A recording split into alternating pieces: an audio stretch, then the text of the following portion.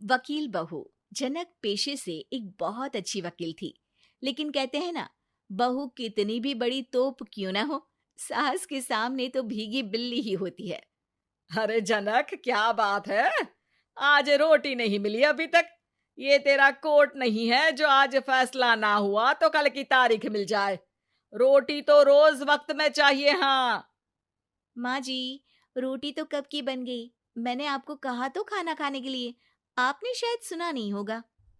ओहो हो, जज नहीं हूं मैं तेरे कोर्ट की, सास हूं सास। कोई दलील फालतू की मत देना यहाँ। बहुत जानती हूं मैं इन वकीलों को।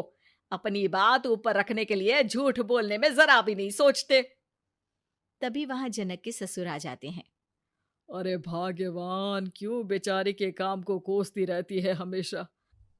मैं भी तो था वहां जब ये आई थी तुझे रोटी खाने को बुलाने के लिए। सास को तो अब गुस्सा आ जाता है कि कैसे किसी ने बहू की साइड ले ली। अरे वाह जी वाह।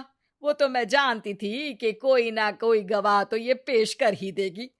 पर मैं तो अब सीधा खाना खाकर सोने जाऊंगी।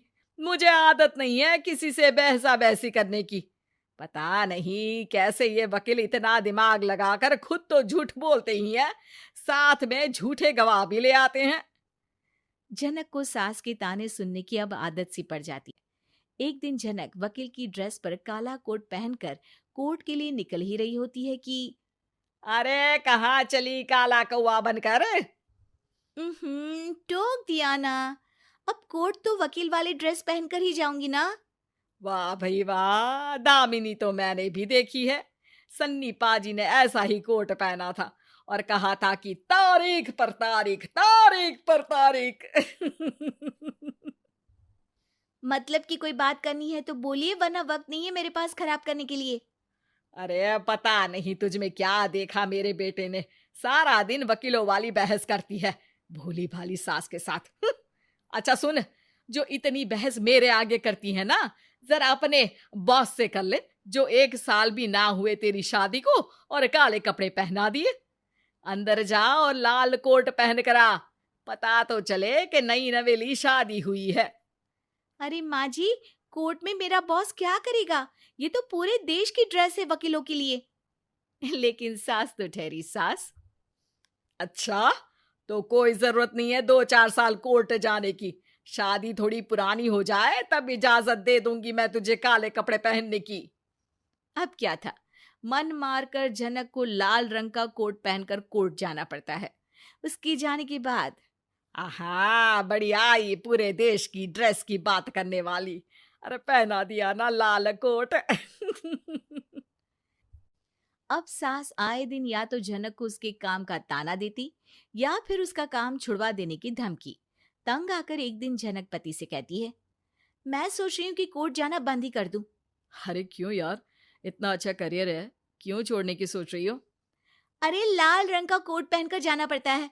हर बात पर सास ताना देती है कि वकील तेज होते हैं, सवाल जवाब करते हैं, झूठी दलीलें देते हैं।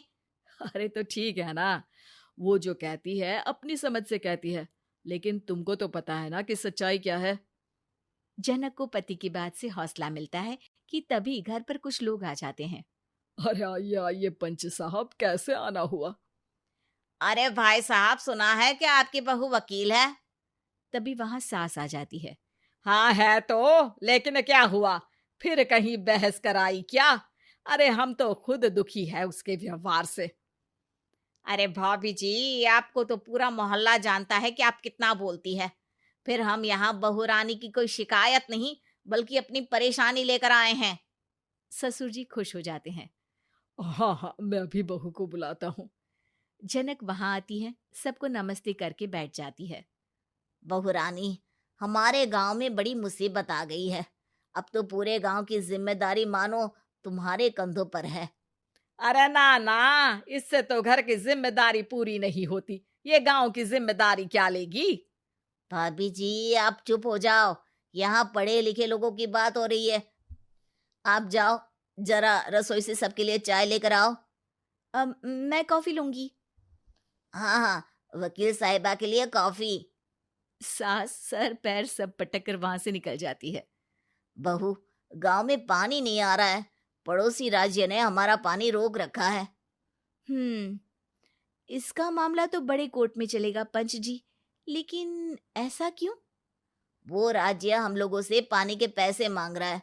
अब आधे गांव में पानी की सप्लाई खत्म हो गई है बहुरानी।